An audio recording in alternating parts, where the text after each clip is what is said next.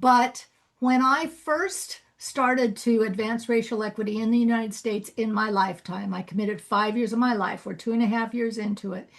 And I was on Facebook, did what I always do on Facebook 2.5 years ago to start a thing. They wouldn't take an ad from me until I proved, because they said at that time, racial equity was a political statement. Social justice was a political statement.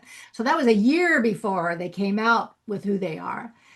And I argued and wrestled, and it gave me a little taste of what Black creators were talking about and what they've been going through.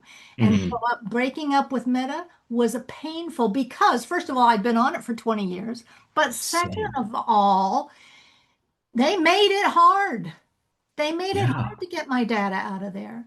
And then bounce along. I'm just going to do LinkedIn. I'm going to do a podcast where they can't take my voice and make a membership community on a website. That's what I'm going to do. And LinkedIn last year in about October said, and if you keep using this after whatever the hell date that was, maybe it was in November, then you're agreeing that everything you have here we can use and share and train AI on and blah, blah, blah, blah. And I was like, the hell you say.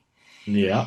And I had already been on Substack for a while, and I wasn't getting the kind of traction on LinkedIn that I got 2 years before either, because it was homogenizing the out of everything. And about that time, a Black creator developed an alternative to LinkedIn called Hire, Hiyer.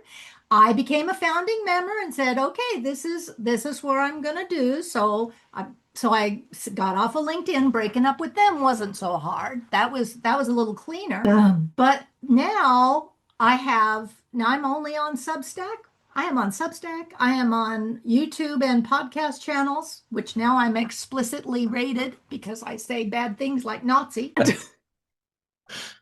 Jesus. and uh and I've developed a cove, Circle of Voices Evolving, over on our own website, so that, and I have very carefully curated a safe space.